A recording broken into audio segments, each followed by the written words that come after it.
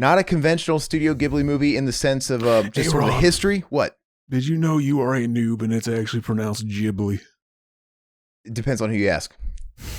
I thought I got you. No. I look so cool. That's one of those things where it's like Ghibli, from what I've understood, because I've heard people have those discussions, but Rival House Network.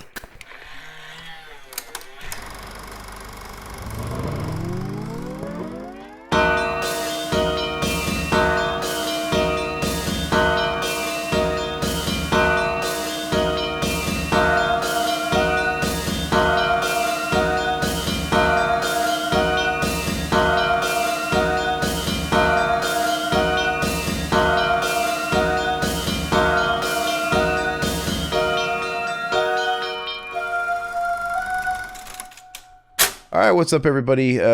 Zach and I back again for another Cinema Enema podcast. We were doing 2 in a row this time just because we wanted to, and it's fun, and I wanted to do one.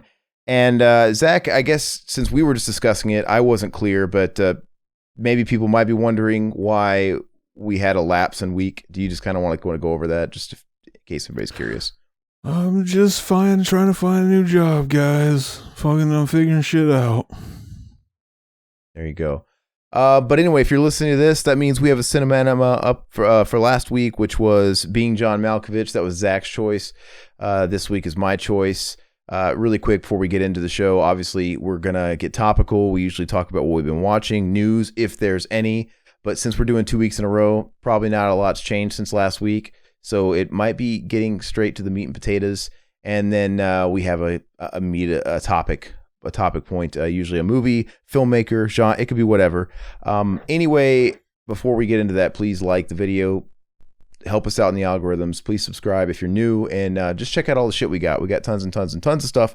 But so have you watched anything new in the last week since we talked last? Are you still on that Frasier kick? I've been watching the Frasier, having good times with the Frasier. He big Chad, I'm on the last season now. All the episodes are in widescreen. Crazy. There's no more black bars on the sides. Yeah, that's weird because it came out it was ending right around that time when stuff was going HD. So amazing. It's interesting to see that transition. But there was no news, right? I didn't want to just gloss over that. Was there any fucking thing in the last week that we should just bring up? Anything? Vinegar Syndrome is putting out Andy Warhol's Frankenstein, and you can get it for $50. Oh, interesting. I never seen that movie. $50. You can get it on sale though. It's 30 something. Why is it so expensive? People were asking. I have no idea. And I think the only thing I could think of is the guy Mike Flanagan. I guess he's got a new Netflix show. If you dig horror soap operas, because that's essentially what like Bly Manor and what's that other one he did? The other one. He's a big Chad. He's got a big concrete cock. I would fuck him. They're bingeable shows, and I enjoy them. But they are like that last one. I think it was at Bly Manor. They it feel like it went full on soap opera, like the last couple of episodes. We need soap opera every once in a while. We need to get clean. We need to fucking bathe in that soap. Anyway, that's all I think there is in news. So you've been watching Frasier. We'll just talk about shit we've been watching. So yes. I think I'm gonna be just as boring because in the last week I don't think I've watched a damn movie because the only thing. Did you have anything else before I talk about mine? Not that I can think of. Oh, I'm going to start watching movies tonight because the whole week since we recorded last, I've just been watching Ozark, and I finished it. So I finished the last episode last night. So now I can go back into movie mode, but I really liked it. So, and I'm already ready for the 4th season, which I guess they're splitting into 2 parts because that's the trendy thing to do. And it's weird because it's like, why is it even a season 4 if they're splitting it into 2 parts and they're going to give it more episodes? Because season 1 through 3 was 10 episodes each. Now season 4 is 14 episodes, but they're going to split it into 2 7-episode parts. I'm not complaining, but just sounds like we're going to get like half a season that feels incomplete, or we're going to get season 4 and 5. So I don't know how they come to those decisions, but it's good shit, man. Jason It's good Bateman. shit. Jason Bateman. It's weird. I usually really like him, but I don't always like what he does. Because he always plays the asshole. It's like, I get it. He's the smug, hoity-toity bourgeois boy, as Zach would say. But he plays smug so well. But I don't know. He was made for this role because he's perfect in this role, and in that sort of attitude he always has, it just fits it so well. So, and then it seems like is it a Breaking Bad type show? Do you think they made Breaking Bad and they're like, we got to do a show just like that? Possibly. We got to have those kind of beats. We got to have that kind of drama. We got to have the wife that you absolutely fucking hate. You watched all the first 3 seasons, right? Mm-hmm.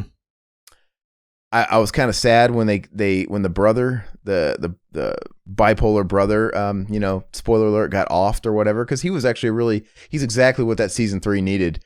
Season 3 was really good because they changed it up, and there's more of a focus. They were actually on the casino and shit like that, the riverboat, and they added a couple of new characters. One of them being the FBI agent, but the brother, man, he was awesome. Like, he was that recluse they needed to make everybody be on their toes and shit. So anyway, Fucking, he could not hang with the big boys. Fucking Beta got his ass off. he kind of looked like a low rent Keanu Reeves, but he was a nice guy. He got a raw deal, and I feel bad for him too, because when he had like those mega scenes where he'd really show off his acting chops, where he was sick and he was talking to himself and ranting and shit like that, and going manic and crying when he's like locked up. Like, dude, I'm like, give this guy a fucking Emmy, man. This guy, he was. I'm like, I feel like he's got family members that have been through this or something, because he really tapped into it. And but I had never seen him in anything else. But anyway, it's really good shit. That's all I've been watching. But now that I'm free up, I have a queue to get back. So I don't know what I'm going to watch tonight. If I can fit one movie in, maybe you should give me a recommendation. Fucking SpongeBob SquarePants Sponge on the Run. Okay. I watched that fucking on the Paramount Plus. You know what's fucking amazing? Fucking this movie, it's fucking amazing. It's a 10 out of 10. Fucking exquisite. I'm just joking. It was fucking, it's basically essentially a reboot, just remake of the first movie. Fucking, I guess they were like, oh, it's been Weird. long enough. We just reboot it again, and we can basically serve as the basically the ending for the original show and the starting of this new spinoff, Camp Coral, where they're all kids and they're at fucking camp. You know what's funny is I watched it and I was like, fucking, I don't hate this. Fucking, it's kind of cute. Fucking, R.I.P. Fucking Hillenburg. It was fun. And it's not him in it, right? This is post him being alive. I don't know if he was alive when they started making it or what. So, and that's the one that looks all 3D, right? It is. It was weird fucking watching it. At first, I was like, fucking, it's funny because I was seeing like screenshots of it, and people were like, fucking, I don't like the way it looks. I'm just like, fucking, I kind of dig it. It kind of looks like fucking claymation because I was seeing screenshots of it.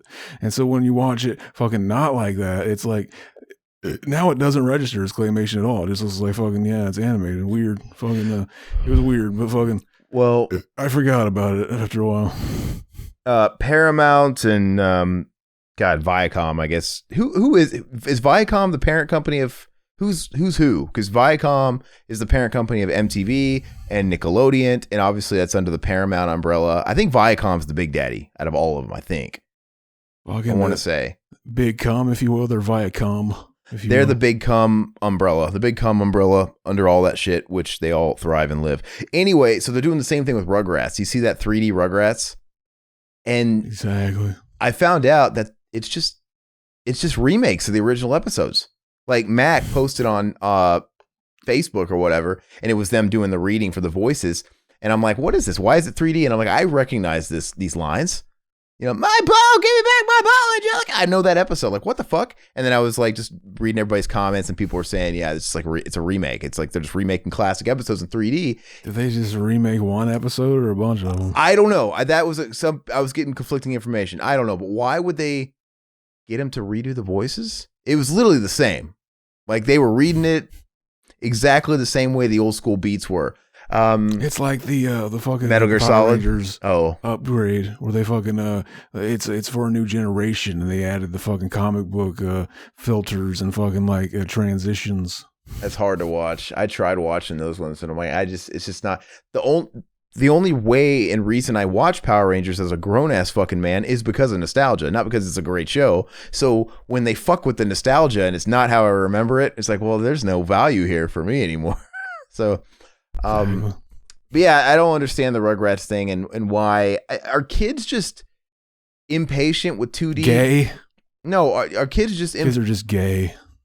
No, but seriously, like, what is it? Has the market just dictated that kids don't like 2D animation anymore? Obviously, Disney left 2D animation by the wayside years ago, and it's like they had Pixar, then they have their in-house Disney stuff, even technically like Frozen and shit. Frozen, I think Frozen is technically the continuation of where their Disney classics were going as far as the animated movies, the Mulans and shit. Like, that's the equivalent now. And Tangled and all that shit. And you can't really tell a difference between those and Pixar, which Disney owns Pixar. And I'm like, what the fuck? It's so incestuous.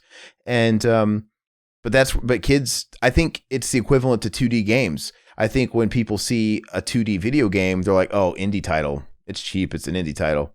2D. That didn't cost $100 million to make, which blows me away. Metal Gear Solid 2, back in the day, 20 years ago, that game only cost $10 million to make. That was a AAA game. Fucking a AAA game now costs about $100 million minimum. So it just blows me away. And so I think they're like, well, we need to reboot Rugrats, but the original show is pretty good. Plus, we're lazy. We don't want to pay any more writers. Let's just make it 3D. The kids will love it. But oh, yeah. The Rugrats, fucking imagine rewatching the classic episode, the fucking one, the only one worth remembering, where fucking they think fucking Tommy's dad is a fucking robot, and he comes in the fucking 1 potato, 2 potato, 3 potato, 4 potato, 6 potato.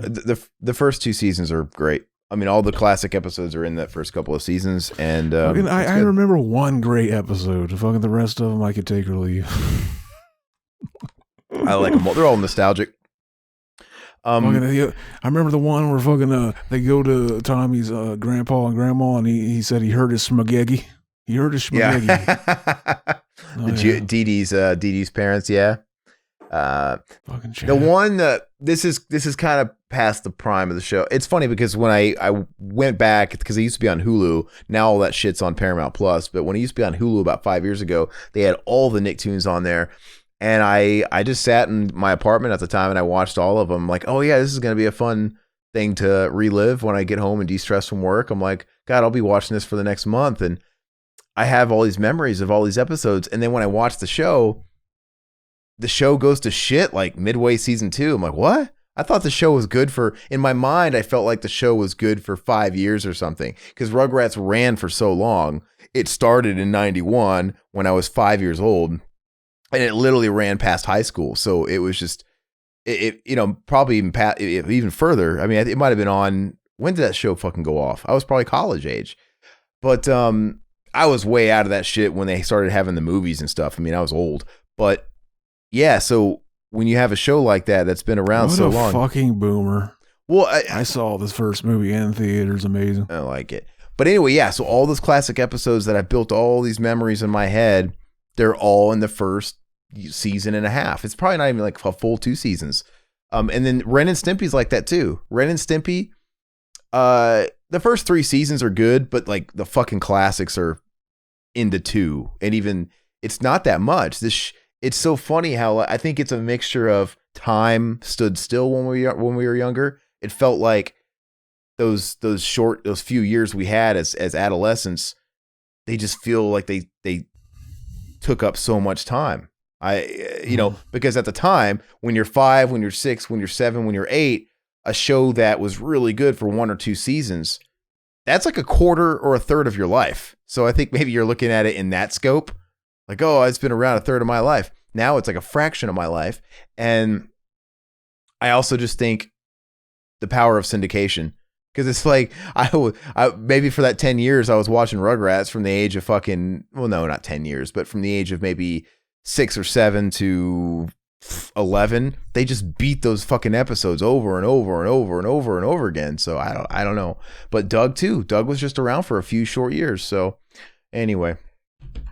Doug is the weirdest because he had 2 shows going on. Fucking the Disney version and Nickelodeon. But not simultaneously. Disney bought it and then it went off Nickelodeon and they had brand spanking new Doug. Which, did you even watch that show? I did, just because I was such a huge Doug fan, and in a way I get it. It followed me. Just, I was almost following Doug, because when brand spanking new Doug was on, I was in middle school. It was like Doug. I was like, oh, new Doug. Yeah. So, and the only time brand spanking new Doug would come on ABC early in the morning before I had to go to school. So it was same like with Saved by the Bell. I would wake up in the morning, I'd wait for my school bus, and I'd be like in the 8th grade or whatever, and I'd watch brand spanking new Doug at like fucking 6:30 in the morning or something. I'd be ready for school. And then I'd watch half an episode of Saved by the Bell after it, and then I'd have to get on the bus. And I'd hear the bus coming down the street. Like, I would never be out there waiting. I would hear it like down the, and hear that fucking sound, the brakes. Fucking, they're like brand spanking new. This is the more adult version of it. He's finally gonna get fucking with Patty. He's gonna fill her with his fucking mayonnaise, if you know what we mean, baby. Fucking, it's the new brand. And I think you do. Well, if they would have followed it and had another series, like what would the next one have been called? Horny Doug, old adolescent, old pubescent horny Doug, cinder block cock Doug. But that you experience a little bit of that because he was a coming of age. That's unlike Rugrats and Ren and Stimpy and shit like that. You know, Doug is just somebody you're supposed to relate to, and he went through real life issues that all kids went through. You know, so that's why it was so good. So when I watched brand spanking new Doug, I don't know, I didn't hate it, but it was missing a certain magic, and maybe it's because I had no nostalgia. Maybe it's just like, well, these are all kind of new to me, and they're not like the classic episodes. Fucking brand new Doug was fucking beta cuck shit. But Doug was always a beta cuck, but he was bigger beta and bigger cuck in that show. They gave him a movie off that show, which is weird. He had his theatrical, and it was Doug's first movie. They had the balls to say, hey, here's his first movie. He's getting a second one. Where is it? Fucking amazing. The same with Hey Arnold. They came out, right? Hey Arnold, fucking, he went away. Then all of a sudden he comes back and there's a fucking movie coming out. Fucking, you got to get used to a different guy doing his voice. They had the fucking little shit from Mrs. Doubtfire. The fucking like, what's his name? The fucking grown up boy. The fucking older kid. One of the Lawrences? Fucking, well, yeah, whatever. Fucking probably the mini Lawrence, the mini fucking Lawrence motherfucker. But anyway, yeah, so I didn't hate it, but maybe they was just missing the nostalgia, and maybe I don't know. I don't know. And it changed its voice, and I think it was still Jim Jenkins doing it. So I think maybe they intentionally deepened his voice. Or sorry, I think it was still Billy West, maybe. So maybe it wasn't. I don't fucking know, but they probably felt it fit because he was older now and his voice was a little deeper. It just all seemed.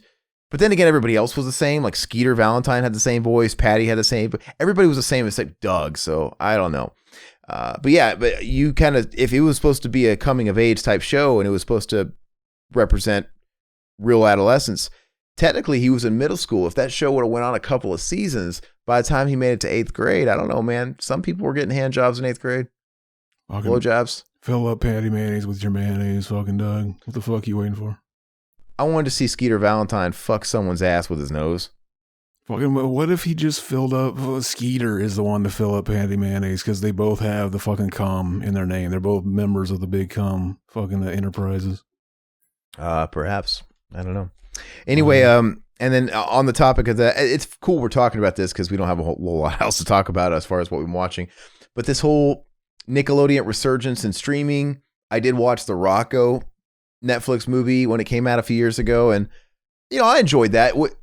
I don't know if I think it was a little off-putting just because it was exactly how it should be. So I'm not like bitching at it. It was Rocco in this era, so it felt exactly like Rocco, but not because it wasn't in the 90s. But like I said, that's exactly how it would be if he was in the year 20 whatever it came out. But I remember liking it. I don't remember much about it. I just remember Ed Big Hen's son being transgender, and they were tackling that, which is crazy to see because I can't imagine, because I'm looking at it, I'm like, this is the exact same Rocco. It looks like Rocco from the 90s when I was a little kid, and it's the same voice actors, and everything is the same. Like, they fucking nailed it, and it was just weird. But I can't see this topic being discussed in 1995 or 1994 on Nickelodeon. So that was kind of like blowing my mind a little bit. But obviously they had touched upon like kind of adult themes. They just, kept it ambiguous. But I didn't watch Hey Arnold because I never watched Hey Arnold. I didn't watch that movie or whatever because I never watched Hey Arnold, not once. Beta. So I think that's your problem. That's your whole problem. That's where I got off the train. It's just that couple of years difference. Being a little bit older, I was over it. Because when did Hey Arnold start? Fucking 96, 97? Something, yeah. Yeah, and in SpongeBob, I was way done. Like, SpongeBob, I think, came out like 98, 99.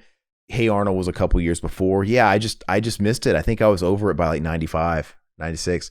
But yeah, anyway, I still like all that old stuff and all those old Nicktoons. They got that fucking Nicktoons Super Smash Brothers ripoff. And copying Super Smash Brothers and Mario Kart never goes well. Right? They have a new Mario Kart game that's like a ripoff. It's a Final Fantasy. I love Final Fantasy, and it looks like a fun kart racer. But why would I get this when we all know it's not going to be as good as Mario Kart 8? No, they never are. And then the same thing with that weird Smash Brothers Nickelodeon game. Like, I'll just play Smash Brothers. Fucking, how is it this hard to fucking outdo these games? You just make it so that fucking you can like be SpongeBob and you have a fatality or something, or a bunch of cocks come out of his holes and just fucking jizz somebody to death. That's fucking, that alone would make the game better. And it's like, you don't even have to like have anything else. Like, just that alone would fucking make it a 10 out of 10. Yeah. Anyway, I don't know what I'm going to watch tonight. I think I still have a little bit of a backlog of all the Criterion shit I picked up in the past few months. I have that Komakuro movie, that Japanese ghost story from the late 60s. I really want to watch that, but one of these days, maybe this weekend, I'll finally tackle Seven Samurai because I picked that up. It's just one of those movies. It's like it's 4 hours long or even longer even. I don't know. It's just, I always look at it, I'm like, I really want to watch you, but I feel like I have to prep myself because it's gonna be an undertaking. There's something about it psychologically. I never get excited when I see. I've always wanted to watch Gone with the Wind just to say I did, and I'm like, fuck, that movie's gonna take all day to watch. And then you gotta read. There's this extra cuckiness into it. Fucking, it's gonna turn you into a beta boy. Oh yeah, with the Seven Samurai too. So, but I think I'm just gonna try and I have a 3-day weekend. I'm taking off because I'm going to see Kiss on Sunday. And I always take off the day after a concert, not because I need to, but it's what I always do. I don't know. And maybe I'll watch it. So, what are you gonna watch next? What's on your list to watch? We could talk about that. If we haven't watched it, we could talk about what is the next thing we're gonna dive into. I don't know. Fucking, I just don't know. Fucking, I haven't been in a big movie watching mood lately. That's what a sitcom will do to you. Because you get your brain conditions you to like these like 22-minute little spurts of comedy and just this crazy long walk. And you get in that mode, and I'm happy I had Ozark. It was funny because I've been in a movie mood for the longest time. We haven't been watching TV because I don't really do both. We bounce. It's like we're either one or the other. And the lady, she was like, we need to find a show. We haven't had a show in a while. But the thing is when I find a show and we get into it, she doesn't really want to watch it like I do. Like I'm a binge guy. Like, let me just fucking knock it out. If I'm off that night, I'm in bed, I'll watch fucking 3-4 episodes if I can. And she'll watch one episode and be like, can we take a break from it? Like, did you want to watch a show or not? Like this is what watching a show is. You can't get me hooked on a series and a show and then not want to like keep up with me. So what if this is just you being autistic and she's trying to fish for like she wants to have sex? And you're like, I want to watch the show. Fucking beta boy over here. Yeah. Well, that can't be the case with Ozark because she had a herniated disc, so she's been injured. So I would necessarily you gotta fuck it back into place. I offered. Oh, yeah. She thought it was kind of funny. But anyway, yeah, so I'm going to try and get into a movie mode again. So anyway, so I guess unless there's nothing else we can talk about, we could take a break as we do. And then when we get back, we are going to talk about Grave of the Fireflies. It's an anime movie that's been on the short list for a while. A lot of people in our Discord have been recommending it because I was going on my deep dive of watching all the heralded classic culty animes that people always talk about. And that's the last one I watched, and I thought it was a good topic. So we'll come right back and we'll see what Zach thought of it, and we'll sort of go over it. So. Oh, yeah.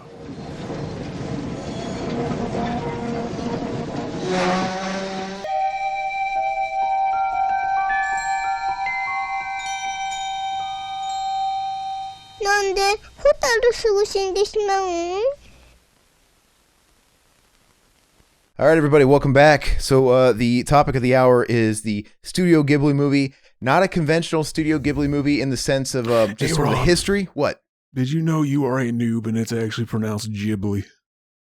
It depends on who you ask. I thought I got you. No. I look so cool. That's one of those things where it's like Ghibli, from what I've understood, because I've heard people have those discussions, but I prefer Ghibli because Ghibli sounds like giblets, and giblets always disgusted me. Exactly. Right? Fucking giblets, isn't that what you call your peanuts? Because you bang, it's like when you fucking don't you take the giblets out of the turkey's ass? And I always feel like if you like fist a woman or somebody, you're gonna like feel the giblets. I don't know. It's just a weird word to me. Giblets was a real fucking thing. I thought it was just a fucking goofy thing people called your testicles. Anyway, Grave of the Fireflies, a little backstory on it. So the movie came out in 1988, so it's an early Ghibli flick, and it is based on the Akiyuki Nosaka. So I got notes up here because I don't want to butcher some of these names. A 1967 novel by that author, and I thought it was a short story. I think it was a short story, and it was directed by Asayo Takahata. I think I got that right. Now he's the other guy. So there are two bigwigs of Studio Ghibli that founded it is Miyazaki and this guy, and you can't really go wrong with either one of their movies that they spearheaded. And I tend to think that his movies are darker. Like we saw today, he's got a lot of a more adult theme type shit. And I might be a total noob when I'm talking about this stuff, but Miyazaki, he's going to do a lot of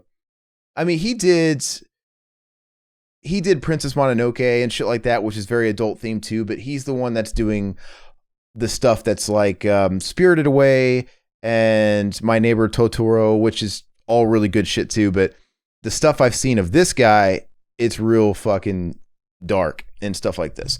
Anyway, it basically tells the story of a brother and sister in the final couple of months of World War II, and just sort of their plight and what they're going through. It's like a little slice of life in a very shitty time in history in someone's life. And obviously, we're looking at the Japanese people.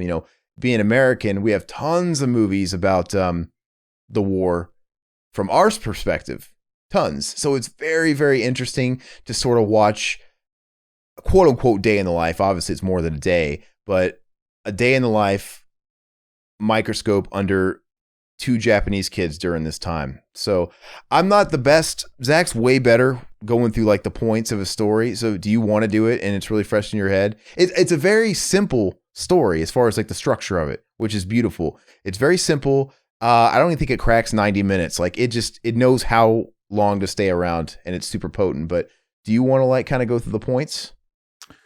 If you want, babe, fucking, I don't remember either of their character names. Fucking, I'm terrible at that shit. Fucking, but yeah, they're just fucking two kids. You want to just like? No, I can do it. I can do it.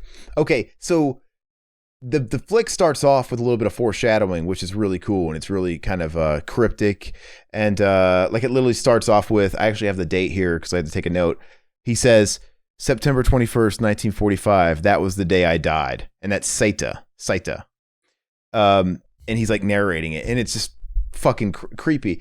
And maybe when I watched it, I didn't really catch 100% what was going on in that scene. I mean, yeah, he obviously says that was the day that I died, but what am I in for when he says that? But because we're seeing stuff.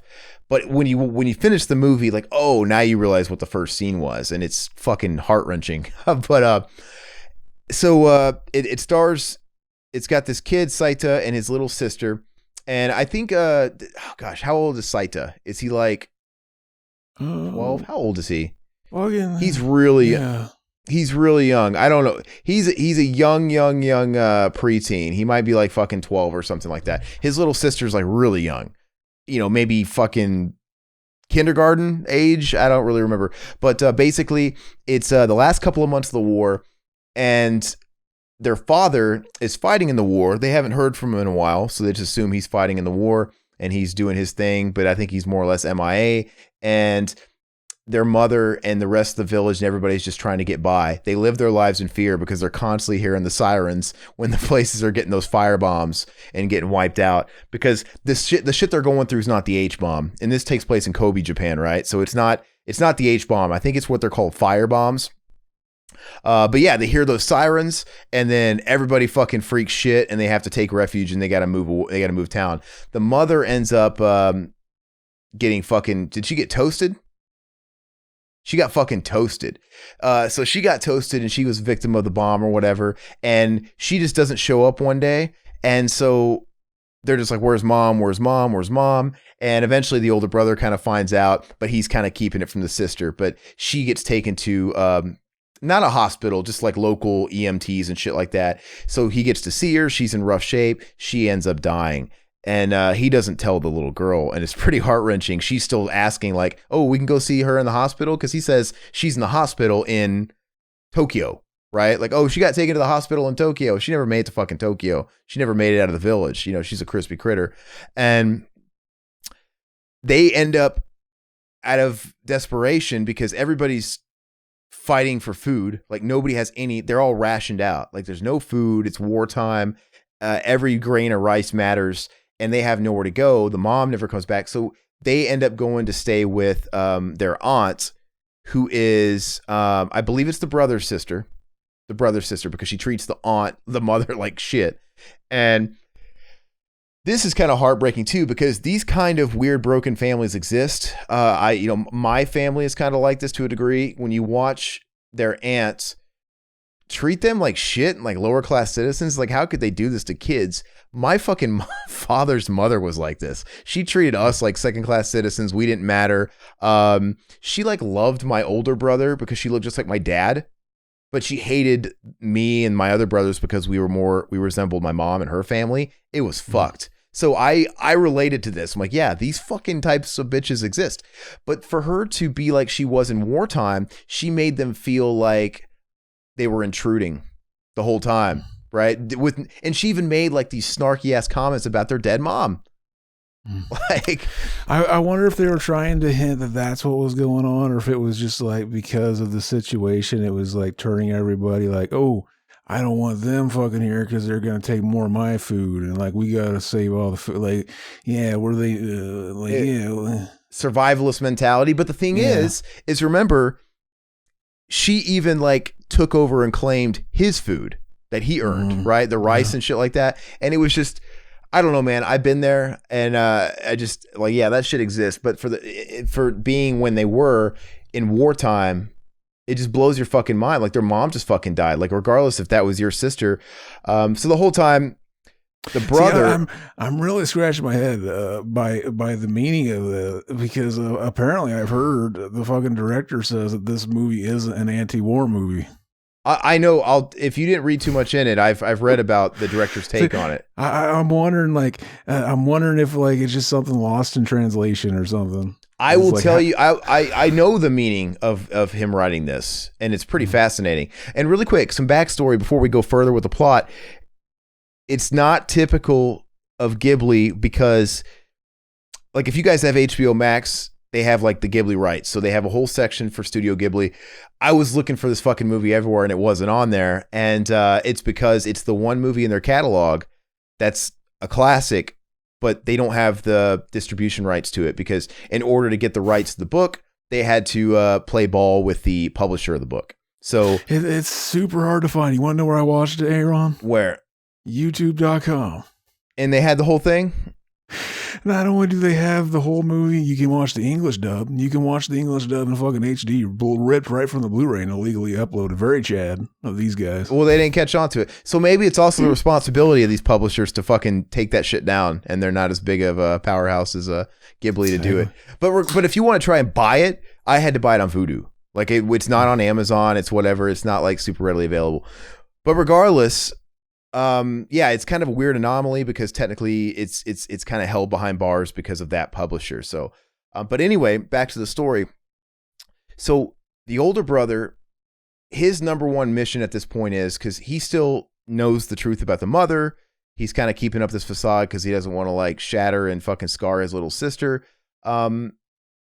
She's his number one. Like I'm the man of the house. I got to take care of her. But he also feels like they're being treated like shit. And so he decides to fucking leave because they're not getting enough food. They're not being treated well. It's all this kind of shit. And she just lets him go. Like, remember when they leave and they kind of meet each other and she just doesn't, well, okay then. Like, she's such a bitch. Like, they don't even really have a place to go. They're just hanging out at like a little abandoned fucking what like a bunker that someone would go to escape when the raids go off, like a little cave, a little whatever. And so they find this place, and they're even worse off because they were limited on food with the aunt who treated them like shit. But now they're really scraping it. So he's doing whatever he's got to do to feed his sister, who's getting progressively sick. Right. Mm-hmm. She keeps complaining of rashes, stomach problems, and she's obviously malnourished. And he starts stealing. He tries to steal from he steals from this guy with crops and shit like that. And he catches him and he's going to call the cops. And that's like the only guy in the fucking movie that had his back is the cop that came but he devises a plan like, oh, okay, well, every time these raids go off, everybody fucking scatters like cockroaches, and then he starts breaking into houses and stealing food when everybody's like distracted, which is very dangerous, obviously. But go ahead. It's playing on the whole thing, like fucking, oh yeah, stealing food is bad, but like fucking, if it's like a mom with a starving kid, it's like fucking now it's bad to not steal food, and it's fucking the kid the kid doesn't choose to be hungry and all that, like fucking, so like they're stealing a bunch of, or he is. And fucking to make sure they both eat, and fucking he ends up getting caught and fucking get the shit kicked out of him. Yeah, he gets the shit kicked out of him, literally. And I think he goes, he was gone for a while, but anyway, there's a point where he runs into the aunt in the streets after they've been like emancipated in some cave, and it's just awkward, right? Like she doesn't try. They clearly look hungry. They clearly look disheveled, and she's just like, okay, and didn't they like, didn't she, okay, you know what that bitch did? Didn't she try to take and sell and trade like their mom's dress or something? Their mom's like hand-me-downs to them. Fuck me. Remember that? Like she had like the mom's dress, the stuff when she died, the stuff that they were left behind. Mm-hmm. She even took that and was trading. I think she traded that shit. That's right. She traded it for food. And she was even saying like, okay, well, this is your share. And then she didn't even give it to him. She was controlling everything and then still made him feel like second class citizens, even though it was their fucking inheritance from their dead mother that she used to sell to get what they had. It was real fucked up. That's why they should have fucking, basically woke her up in the middle of the night, fucking opening up her fucking innards and just fucking eating it out of her stomach. Fucking, this could have been an even better movie. So, like I said, the sister, she eventually finds out. She eventually finds out about the mother, and I actually don't remember where she overheard it. I don't quite. Who told her? The aunt told her. The fucking cunt aunt told her. Like a dumb bitch, right? Beta bitch. Yeah, she did it. And then, of course, when they're in their cave hiding out and doing their thing, just trying to get by, we kind of have our metaphor, the whole Fireflies, like, why do the Fireflies die so soon and shit like that. And I thought that was pretty heart-wrenching hearing this little girl talk about it and stuff. And she was building. Yeah, she's like fucking, she got a bunch of them. She's just piling them on, and he sees like the images of them piling the bodies on and burning them.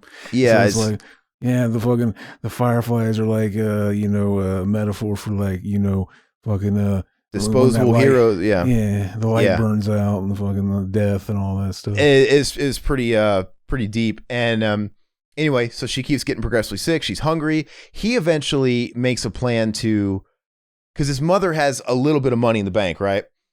And what is it? He's got to go to, is it Tokyo? Maybe he's going to Tokyo. I don't remember where he's going. Maybe it's just like the city. He's got to go to the bank to take out the last of the money because they're desperate. They have nothing. And he's at this point, he just cares about her. He eventually takes her to a doctor, like, what the fuck's wrong with her? And he just basically says, look, she's not eating. She's fucking malnourished. She's in a bad way. She needs to eat. And then there's that real heart-wrenching scene where like he snaps, like, how am I supposed to do that? Like, feed her. Like it's no big deal. You're a doctor. Just feed her. I'm like, how the fuck am I going to feed her? I get the shit kicked out of me. We have no food. Nobody's willing to help anybody. Nobody's willing to help. I mean, is it that bad in war when no one wants to help a fucking stranded kid, a 4-year-old and a fucking... But he has like a mental break at that point. They're just other mouths that you gotta feed. Fucking. That's why fucking war should always be the fucking last resort, baby. Fucking.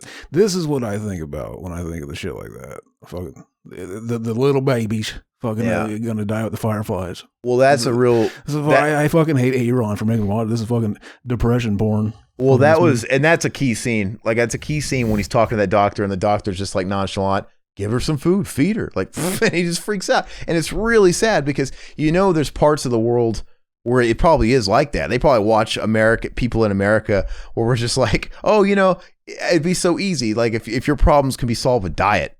Because that is, everybody's health problems in America can be solved by diet, man. Everybody's fucking overweight and fat and everybody's getting diabetes and all kinds of ailments because of what we put in our bodies. And like, I thought too, plus this could have been one of those movies that takes place in the country, like where they have child soldiers, fucking like that. I thought about that for a second. I was like, fucking, I wonder if we've ever been to a war with people that have child soldiers. Imagine if we go to fucking wartime and we're fucking killing, like shooting at the kids. That'd be so crazy. What are you talking about? Afghanistan had fucking kids that were like trained to like, I had a buddy. He was talking about, we would do fucking raids and, through these houses and these places they were looking at. And like, you can't trust the kids, man. Yeah. Little kids coming at you with fucking shanks and fucking bombs and stuff. But yeah, anyway, so he freaks out and, he goes to Tokyo. I think he's going to Tokyo because he needs to get the money. Her last, I think the yen, they said, I think it was probably like 30,000. I think equivalent. Maybe it probably was like $30. I don't remember what it was, but back then a lot of money. But he went to the bank to go clear it out. And when he got to the bank, he overheard some people talking basically about the war being over. And he's like, what the fuck are you talking about? He's like, oh, you didn't hear? The war's over. He's been in a fucking cave for however long, and then he's thinking his dad's coming home. He's wanting to hear from his dad and shit like that. And he basically finds out that everybody who's going home has been sent home, more or less. And, we find out that his dad ain't coming home. His dad's dead. And that's another kick in the nuts. And it's just really sad. And then he found out that they lost. Fucking that they lost and stuff like that. It's like our fucking big supreme, basically, like, how could we win? We were told it was inevitable that how could we lose? I mean, fuck. Yeah. And then when he goes back, I think it's at this point we see the last moments of the sister who's. He gets some food. I think he does get the money right. He gets food and he brings all this shit and he's trying to get her to eat. He's trying to make the food right away, but it's too late. He's trying to get her to eat, but she's at that point of hallucination, which I know is true. Dude, this got me right in the feels because I've talked about my sister. It's true. They say right before you're dying, you start hallucinating. And I watched my sister do that, dude. I watched my 3-year-old sister. She was acting just like her. Right? Because when he makes it back there, she was eating a rock, right? She's like, he found her passed out and he pulled her over and she had been eating rocks. Like, what the fuck are you doing? Because she's just not thinking clearly. She's at that point of starvation where she is putting anything in her fucking mouth and it's depressing. And then I don't remember what she starts saying that doesn't make any sense or whatever. But my sister was seconds before my sister died. She started seeing imaginary frogs. Like just cute frogs and butterflies or whatever, and then she literally died. And so that was the same thing that was going on here. She was just kind of in another place, and before he could get the food, I think he was trying to put food in her mouth or whatever, and she was dead. And it's an extra gut punch when you're that close. Like, fuck, man. And who knows if the damage had already been done, but like, dude, just like, she died as you were finally putting some fucking grub in her mouth. Yeah, he how does he have her cremated again? I think it's just like part of how they do it there. Like he just had he just burned her and did all the thing. Yeah, that's right. And he cremated her and he was carrying her around, her ashes. And that's what we see at the beginning of the movie, like when he's found or whatever, and you see that thing fall, and you see like it, you realize now it's like bone fragments and shit falling out of it, and it's just so fucking depressing, man. And yeah, I mean, he ends up obviously he dies too. But what's the message? There's so many things you can unpack here. Like, he didn't have to die. He was so concerned with taking care of his sister, but like in his own way. Because if they just would have sacrificed their integrity and stayed with the aunt, they would have been alive. Even though they were treated like third-rate citizens and they weren't treated fairly, they weren't given enough food, they would have survived. And they didn't have to deal with it for too much longer before the war was over. Because that's another kick in the nuts, is like the day she dies, he finds out the war is over. Like, what the fuck? Because it's like just they were at the end. You know, then it probably would have let up and people would have probably been, everybody would have been coming home. People would have been like, okay, we can share our food and blah, blah. It's just really, really fucked up. It's kind of one of those endings like The Mist, you know, where he fucking decides to kill his family right before the cavalry comes in, like shit, and the mist clears. It's like, dude, and if he just made a lot of bad decisions, but at the same time, it's like he's a kid.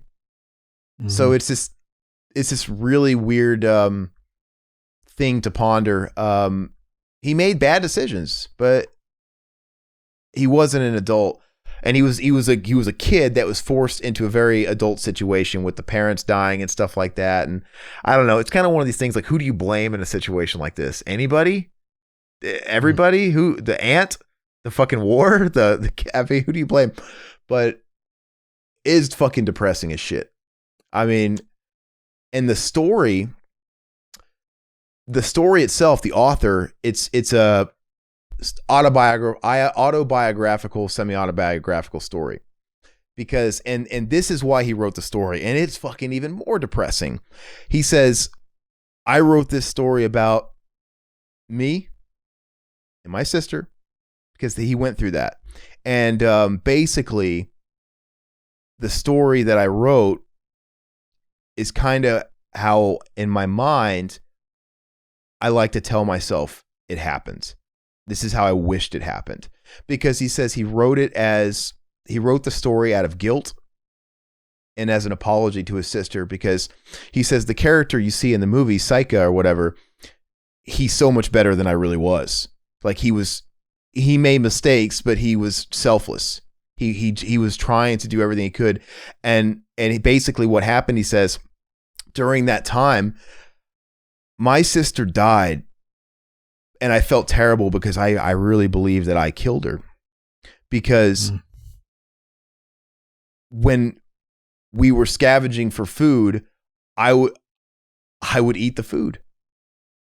And it was a thing where like he's coming at it as a guy that's clearly lamenting, but as somebody that's reading about it, it's like, well, clearly he was in a state of starvation. They were all in this state of fucking starvation and panic. So he would go and get food, but when he would find these rations, he was in that fucking desperate state where he would eat it. And it's like, my instincts kicked in, and I feel like I didn't share enough. And so, and he made the wrong decisions and shit like that. So he said, I intentionally, I twisted the story as a coping mechanism, because this is the way I chose for a long time to believe it really happened, and it didn't. He's like, I was a piece of shit and I regret it. So it's really sad, because it's still not his fault. It's just one of those things he's living with. And it's mostly true. Like, he changed a couple of things. He says, I actually had more than just a sister. He had a couple of other siblings. I guess they had died. But the core of him being with his sister alone, that was true. His dad died in the war. It's more or less the same story, right? They probably just simplified it for the movie and took out a few characters. But and I hear the book is a little bit different too. But apparently the book is told from the point of view of the fucking step mom or the aunt who fucking lets them leave and shit. Yeah. Oh, that's fucked up. I don't want to hear it from her perspective. But maybe it's a different kind of gut wrenching thing. I don't know. Yeah. Because I mean, was she as heartless in the book? I wonder. Because they really painted her out to be a heartless fucking bitch. Apparently, you hear her inner monologue and all the reasoning behind why she does the shitty things. Yeah. Yeah, and she says some shit about the mom, man. It's fucked. But yeah, I mean, like the story behind it's fucking heartbreaking. It's like, damn, and so when you read the history and the story behind the author and stuff like that, and in his, it just doesn't get any more raw and authentic than that. And that's deep, and I think it's actually heavier than, oh yeah, this is autobiographical and I wrote it exactly the way it happened. It's like, no, I did a once upon a time in Hollywood, basically. I gave it the spin that I wanted to give it, that I wished was the case. Fucking, it just kicks you right in the fucking dick. It honestly does. And it's sad. It doesn't have a happy ending. It's everything about it is fucking crushing, man. I'm not gonna lie. I fucking teared up, man. Dude, I was watching it with the lady and she was fucking bawling. And I was like, I did the whole, I'm not crying, you're crying. And I was like fucking, and I think part of it is, I think the story's told well enough to where I think anybody should be able to feel that empathy or sympathy rather. In my case, I felt it as empathy because there were certain things in it that reminded me of my sister. Obviously, we weren't casualties of war, but just like the way the little girl was in that's just I don't know, man. I was seeing it like this is exactly how my sister was acting. She had that innocence, she had that playfulness, she loved her family, she loved her brother, she did anything her brother said. And that's probably why he felt guilty too, because it's like she was following my lead. I was the big brother. Everybody else had died, no parents, and I steered her in the wrong direction and I got her killed. And it's just, because all she wanted was like sweets, just give me some sweets or whatever. Like, she just wanted to be with her brother, see her dad eventually. And, yeah, it's just fucking depressing, man. I'm getting depressed just thinking about it. But, so I related to the asshole aunt because I know that I have a grandmother that was just like that. I related to the way the sister and that dynamic was and all that stuff. Yeah, it is just fucking depressing as shit, man. I don't know what else to say, but, what are your thoughts? How were you feeling as you were watching it, and what were your immediate feelings as soon as it ended? It was depressing, baby. I felt very depressed. You want to know what though? Fucking what? It didn't work as good as it did for you because fucking by the time I watched this, it was like, oh, this is like fucking that other movie I watched. I watched the movie. Fucking, it's just like this. It's called Life is Beautiful. Fucking. That's so funny. The Roberto Bellini, whatever that fucking guy is. Oh, I know you were talking about that movie, and I was reading about that just again today. I'm like, I gotta finally watch that because I was literally watching YouTube videos about it, people talking about it, interviewing. So yeah, and I know that's about like World War II and shit like that. It's got a little. I don't really know that much about it, but I know little things. But it's probably a similar type of depressing theme.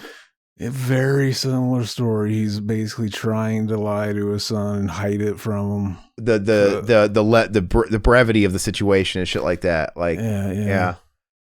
So I want to watch that too. That is an Italian movie though, so it's overdubbed.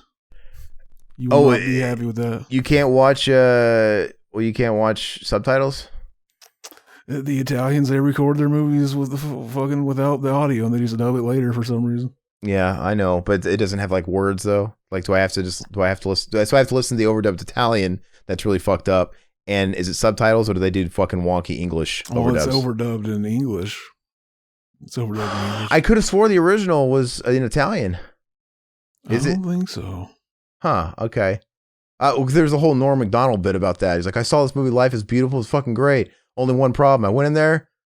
None of them speak English, and it was a whole thing. Like, and then they made me read. It was a whole thing. I'm like, oh, so I always assumed the original was, Anyway, okay, so keep going though. So because you've seen something similar in tone, it didn't hit you the same.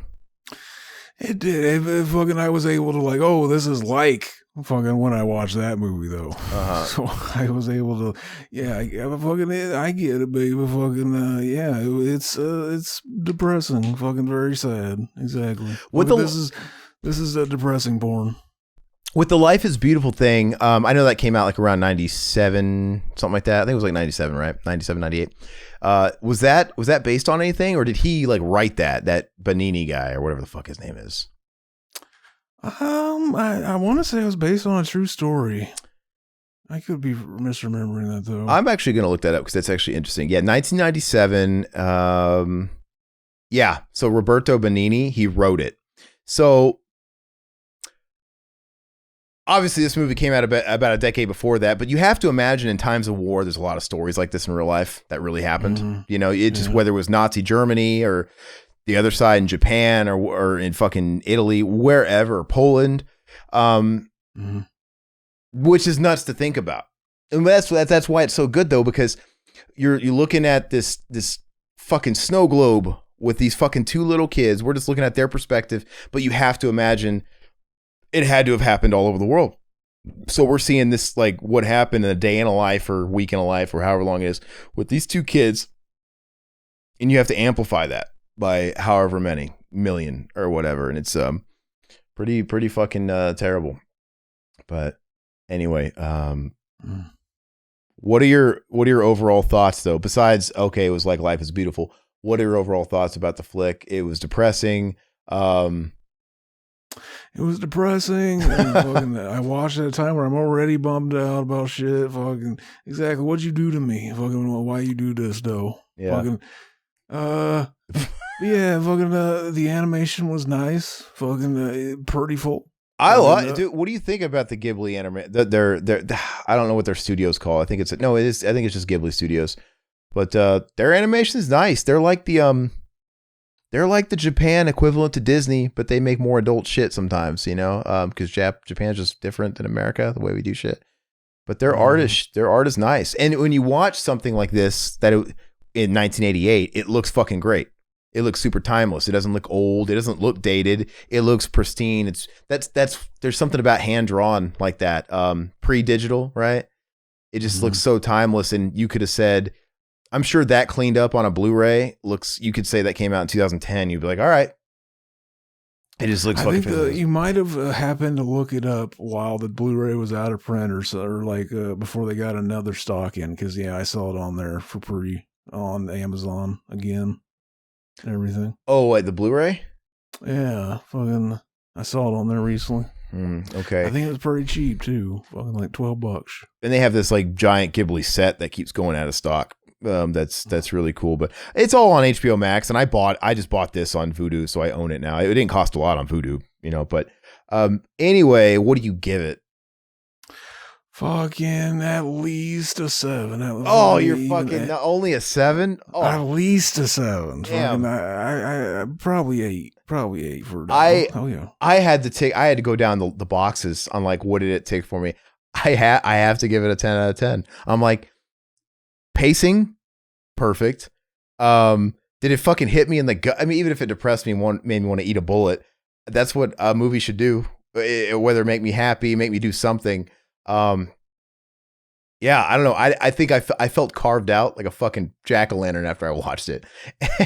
And it just kind of, and it that movie fucked you in half. It fucked me in half, and it made me humble. It depressed me, man. It made me, I felt like I really was walking through that kid's shoes for 90 minutes to the point where after it was over, I still kind of felt like I was there. And it made me think about all this other shit. And I felt really bad. And then, of course, I went down like a deep dive on my phone of like the World War II. It's like, and I started going down that shit. And I don't know, man. I can't think of anything wrong with it. It was, I can't.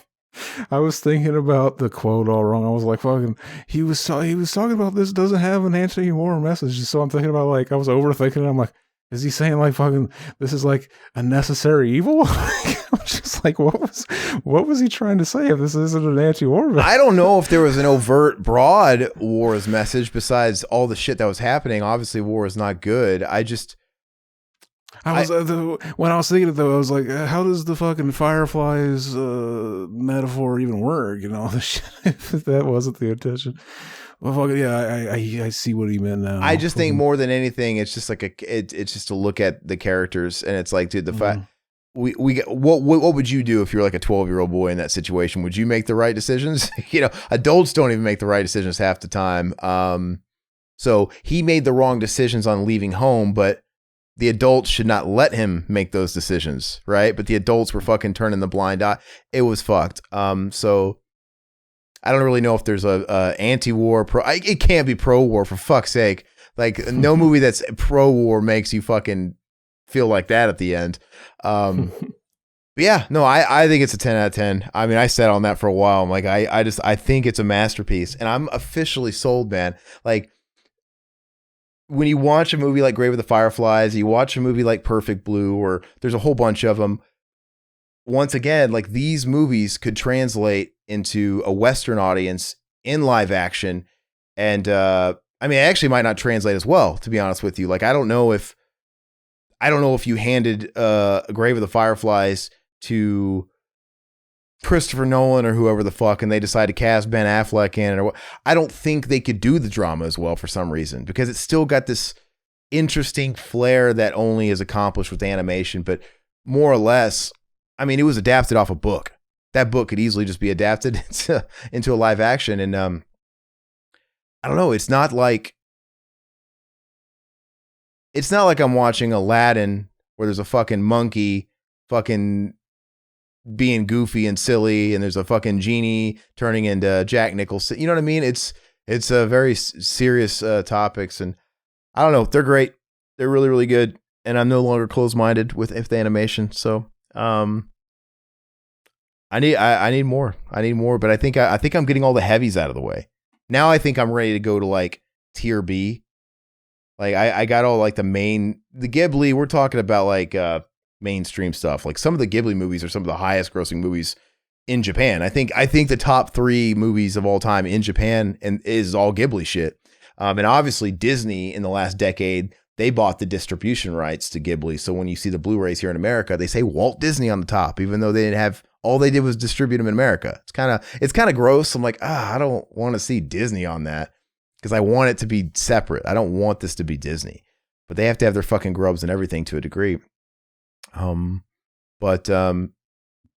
Yeah, I think I'm ready to go to the next tier down. Maybe stuff like get a little bit more cults. Now there's like shit like Vampire Hunter D.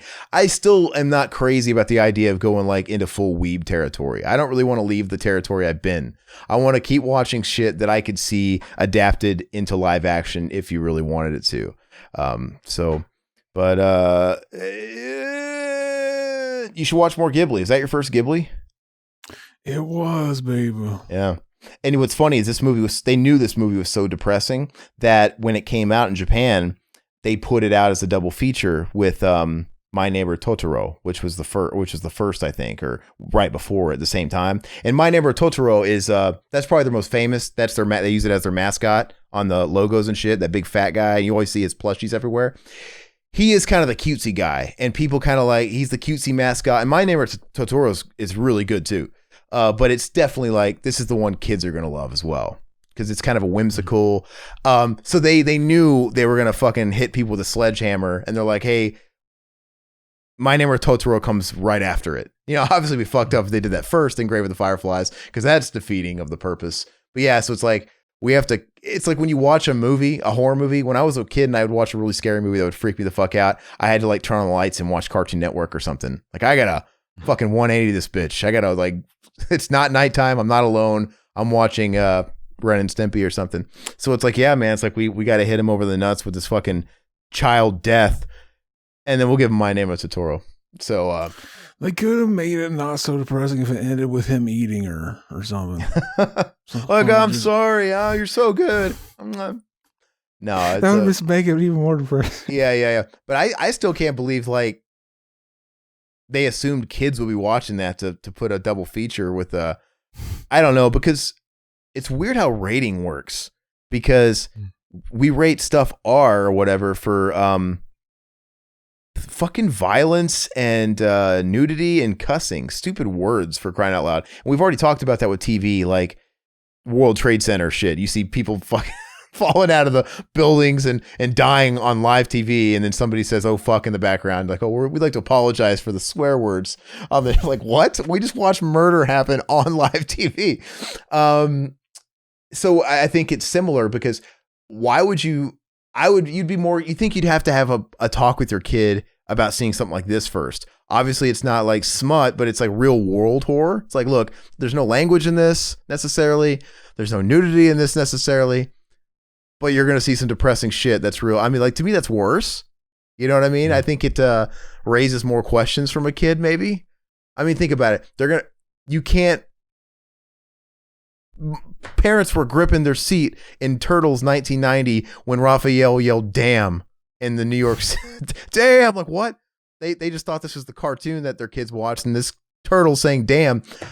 But on this movie, we literally had a kid starve to death, and she died, and a fucking dad died. It's mortifying. So rating it is weird to me. But yeah, I don't really know what else to say. It was a great movie though. But it's bleak. Yeah, I like it. I like the unhappy end. You don't always have to have a happy ending, especially it would have been bullshit homogenized, sterilized if they did. I mean, if it's autobiographical and all that shit. And I've always liked The Mist. I've always liked that bleak ass ending. And I think mainstream people fucking hate that movie. I think the only people that like The Mist and like the way it ends are probably the audience it's probably playing to. But I love it. It doesn't have to be a happy ending. And I know you watch The Mist and it's like, yeah, but they could have ended it just as easily the other way. Like, they didn't have to do that. Like, they could have ended it the other way, and it's like, we still would have had the movie. I remember when I watched that movie, I loved it. I'm like, shit, man, this is like because it's kind of a weird throwback to old, like, 1950s weird sci-fi, they came from another world type shit. And I loved it. And I remember that's one of those movies I talked up like crazy. Like, you got to watch The Mist. You got to watch The Mist. And I remember I invited some friends over, like, yeah, we got to watch this. And they watched it. And I was embarrassed. I was like, what'd you guys think? They're like, that was terrible. Like, what? To me, that ending never worked in The Mist, because it's like, why? Even if they showed up a second later, it's like, oh, there's army people here. They're gonna stop us from the giant mist elephants. Like, fucking, it's just a matter of time before they still die, just because there's an army there. But he was at the point of hopelessness, and still, if you see the cavalry coming in, it's a sign of hope, because obviously. You had people going out into there and not coming back. They had people leaving that gas station and dying 10 feet into the mist. And we see all these tanks and all these people coming through. They're clearly surviving. So I think you just assume, like, okay, well, they've paved a path. They're getting by. Why you gotta fucking ruin shit, Zach? Come on, man. The mist elephants. The mist elephants. Yeah, that part was weird though too. But anyway, that was it. Do you have an idea what you want to do for the next Enema? Because it's going to be your turn. Fucking, I will think about it. Fucking, we could possibly do a Day in Paradise or whatever, that movie I got. In the box. Another Day in Paradise with James Woods. No, we'll do that. That sounds great. I've been wanting to watch that, so that'll be cool. I love James Woods. Fucking, we're gonna spritz our commies all over his busted ass face. I always want to see the movies he's in. The last movie I watched with James Woods was that fucking movie he did with Michael J. Fox, and I didn't really like it. You know what I'm talking about? The Hard Way. Hard Way. It's not that. I mean, it's not terrible or anything, but it's not good. I'm like, oh, it's like a buddy cop comedy starring James Woods, Michael J. Fox. That's so fucking weird sounding. It's got to be good. And I like the genre. Like, I love buddy cop bullshit 80s movies.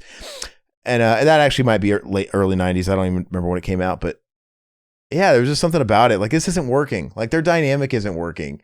And, none of it's working for me. It's like Michael J. Fox is almost playing like an extension of his life with Mikey. Like, he's kind of like his hotshot movie star, kind of the asshole. And then James,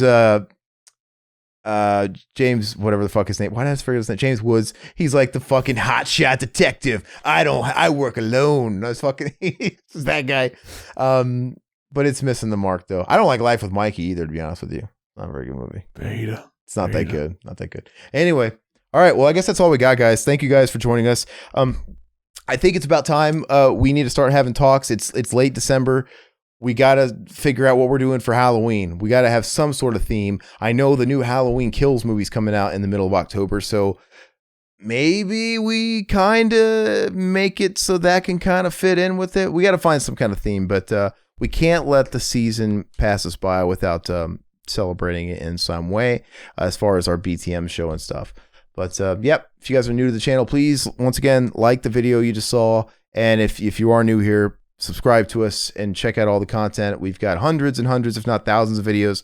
And we're everywhere you want to be. We're on podcast services, Apple Podcasts, Google Play, Stitcher, Spotify, all that good stuff. And of course on YouTube. So leave us feedback anywhere and everywhere. Like our videos anywhere and everywhere. And if you guys want to support us any further, we have a Patreon. All that stuff is linked below wherever you're catching us. $2. You get early access to everything, exclusive podcasts. Not even gonna just check it out. Let us know. There's a lot of shit in there. And we have Teespring. If you guys want to order some swag, buy a shirt. If you guys want to buy a fucking shirt and come on it, I guess that's a thing. Zach wants you to come on their apparel, which is fucking weird. But we've got shirts that represent Cinema Enema. We've got shirts that represent BTM, our commentary show, Mac and Zach Save the World. And aside from all that, of course, on the network, we have Exploited Cinema, Exploited Films centric show. Yeah, catch us doing live streams every week. So we gotta hit up that Castlevania Advance Collection. I'm so stoked they dropped that yesterday. I can't wait. Zach looks fucking depressed as shit. What the fuck is all right. Hell yeah. So okay, all right. Well, that's all we got, guys. Thank you, guys. Bye bye, puppets.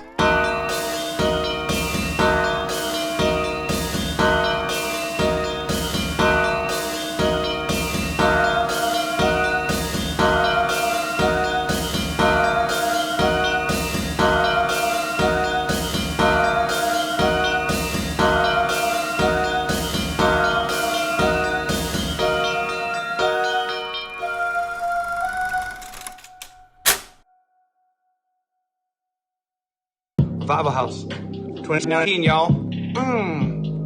That sounds like fire. Like this country used to.